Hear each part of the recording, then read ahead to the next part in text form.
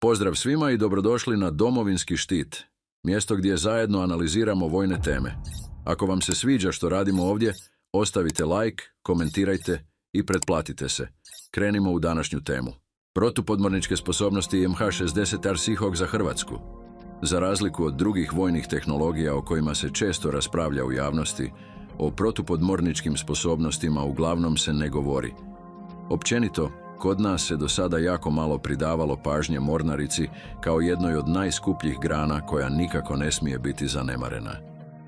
Kada su u pitanju protupodmorničke sposobnosti, treba reći jasno i glasno da ih mi nemamo, a bez takvih sposobnosti nema ni sigurnosti, niti realne pomorske dominacije. Jer ako vi nemate mogućnost da odgovorite na nekakvu potencijalnu ugrozu koja se nalazi ispod površine mora, onda ste prisiljeni da se oslonite na pomoć saveznika.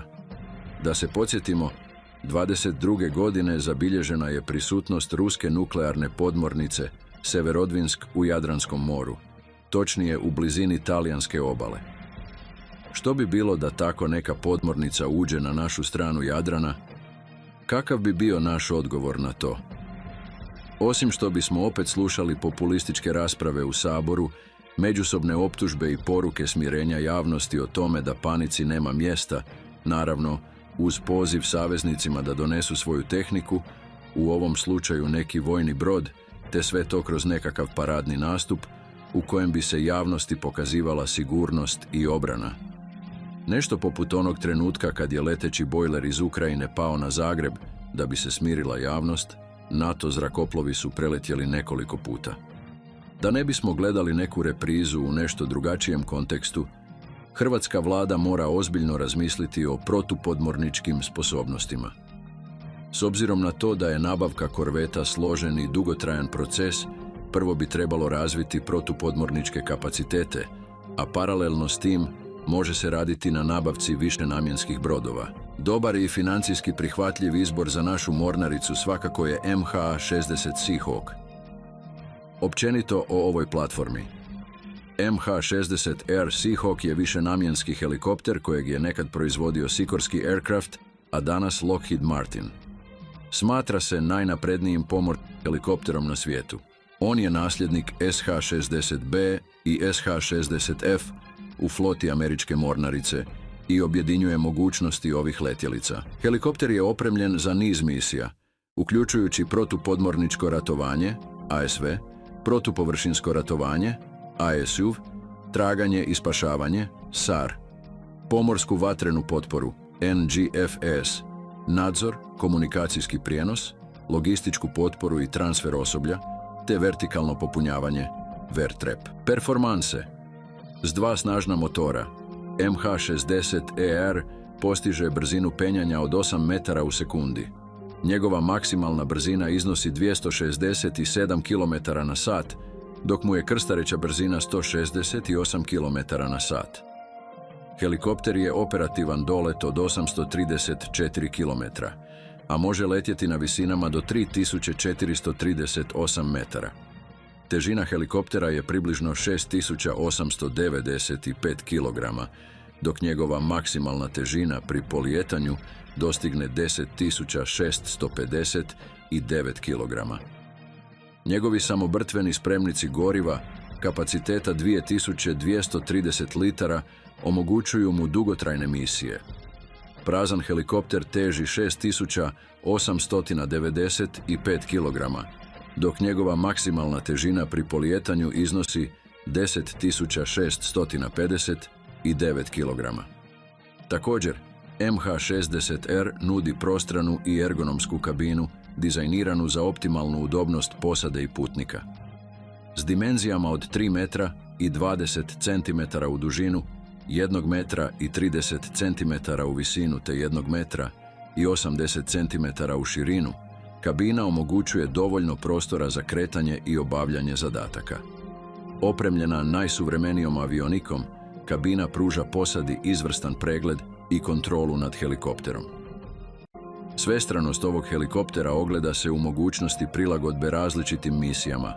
Osim transporta, MH-60R se može opremiti za protupodmorničko ratovanje, noseći do 3 ATK MK-50 ili MK-46 torpeda ili za protupovršinsko ratovanje s mogućnošću ugradnje AGM-114 Hellfire projektila. Protumjere i senzori. Helikopter je opremljen elektroničkim sustavom mjera podrške ESM Lockheed Martin AN/ALQ 210.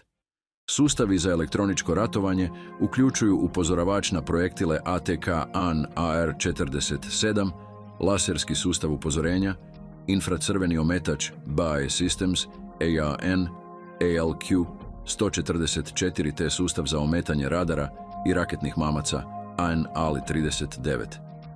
Za misije protupodmorničkog ratovanja helikopter ima Lancer sonobuoj te napredni zračni niskofrekventni dubinski sonar Raytheon AN/AQS-22.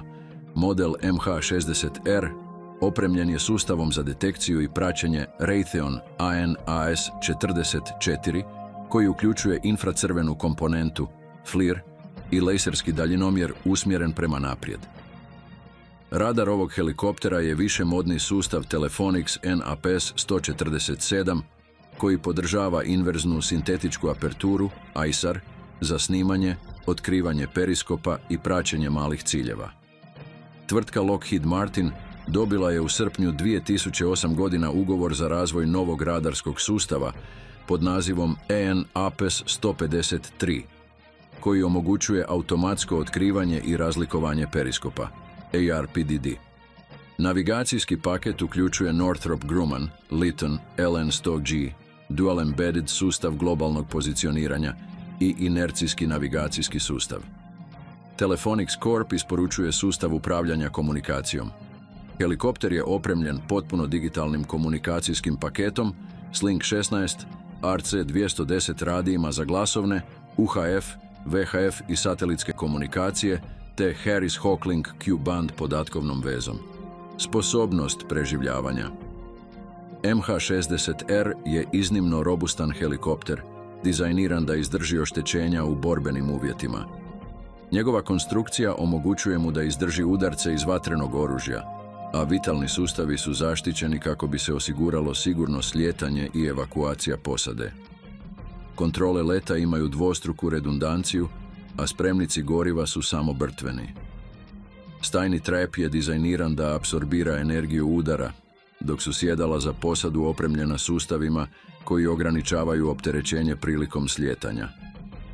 Lopatice rotora su konstruirane tako da mogu izdržati udarce projektila kalibra 23 mm, a vitalni dijelovi helikoptera smješteni su u zaštitnim strukturama koje mogu izdržati opterećenja od 20 G pri udaru, 20 G pri naglim manevrima i 10 G u ekstremnim uvjetima.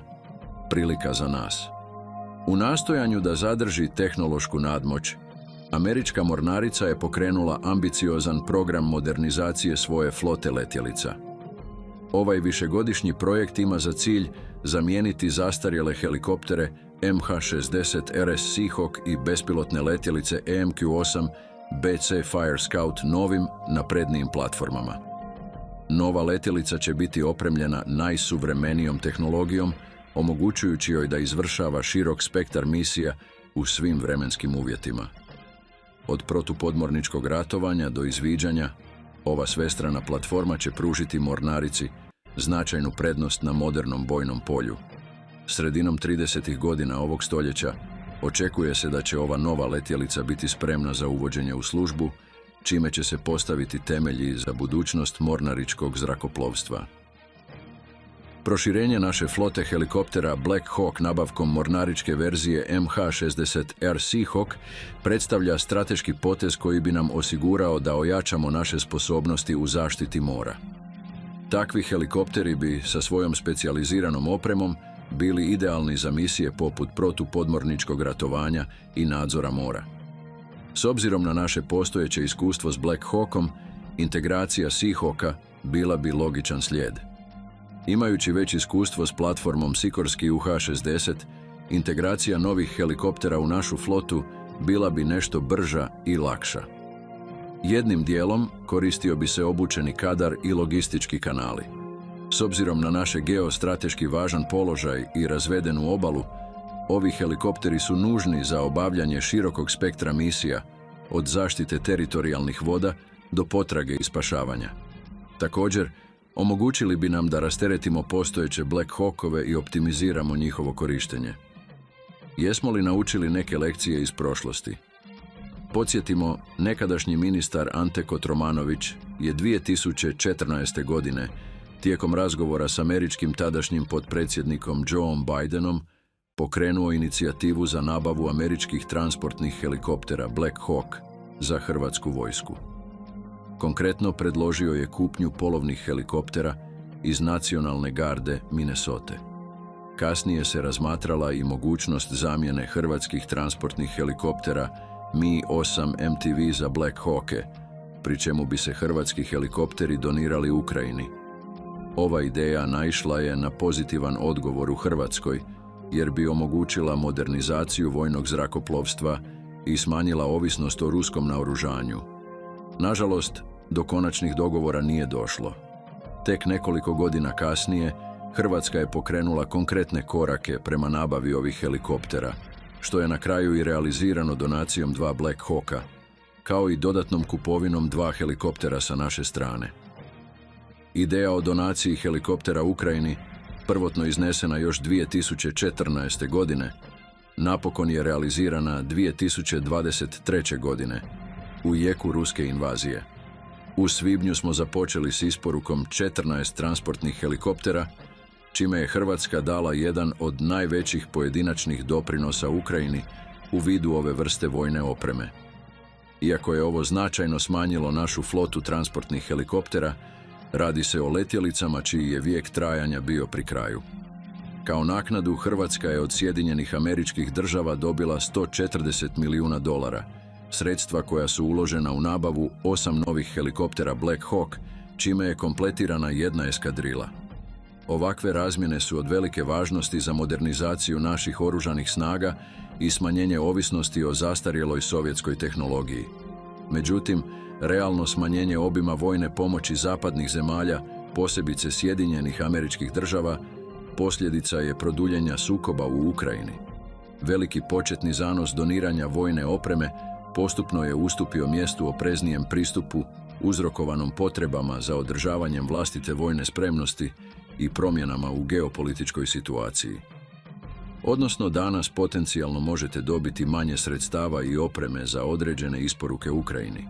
Zbog toga trebali bi dobro razmisliti kakvi su naši prioriteti kada je u pitanju opremanje oružanih snaga i vidjeti što sve možemo isporučiti Ukrajini, a za što realno možemo dobiti kakva takva sredstva ili opremu koje bi dalje iskoristili za naše opremanje. Planovi u bližoj budućnosti. Odluka o potpunom ukidanju ruskih helikoptera Mi-171 EŠ do 2027. godine predstavlja značajan korak za hrvatsku vojsku. Međutim, ova promjena donosi i određene izazove. S obzirom na to da će se broj helikoptera smanjiti, postavlja se pitanje kako će vojska uspjeti obavljati sve svoje zadatke. Pojedini stručnjaci smatraju da je rješenje u preusmjeravanju određenih zadaća poput medicinskih evakuacija na civilne službe. Na taj način preostalih 12 Black Hawk helikoptera moglo bi se koncentrirati na ostale vojne zadatke. Naravno, ovo je nužan korak u smjeru da se rastereti vojska i da se stavi u svoj primarni fokus. Međutim, za optimalno funkcioniranje i dugoročno održavanje visoke razine operativne spremnosti, Vlada bi trebala razmotriti o dodatnim nabavkama helikoptera, barem još 6 takvih helikoptera. Svakako, dobro bi došla donacija ili povoljna cijena ranije spomenutih mornaričkih Seahawkova koji bi bili značajni za nas. Predstojeći otpis ruskih helikoptera pruža priliku za jačanje međunarodne vojne suradnje. Donacija ovih helikoptera Ukrajini mogla bi rezultirati dobivanjem polovnih letjelica od naših saveznika, čime bismo ne samo ojačali ukrajinske snage, već i osigurali kontinuitet naših operacija do isporuke novih Black Hawkova. Za kraj možemo zaključiti da su ove sposobnosti nešto što smo, kao zemlja s odgovornošću za zaštitu značajnog dijela mora, trebali razviti već odavno. S obzirom na sve navedeno, ne bismo trebali odugovlačiti s nabavkama, i tako čekati još nekoliko godina na ozbiljniju raspravu o toj temi ili da nas na djelovanje natjera neki izolirani incident. Rješenja donesena pod pritiskom javnosti svakako su nepromišljena i nisu usklađena s dugoročnim planovima razvoja oružanih snaga. Budite slobodni u komentarima i recite svoje mišljenje na ovu temu. Što mislite u kojem smjeru bi se trebale razvijati hrvatske protupodmorničke sposobnosti i je li to neophodno za nas ili je bolje uložiti novac u nešto drugo? To je sve za danas. Ako vam se svidjelo, ostavite like, komentirajte i pretplatite se za još analiza i tema. Do sljedećeg puta ostanite snažni i budni.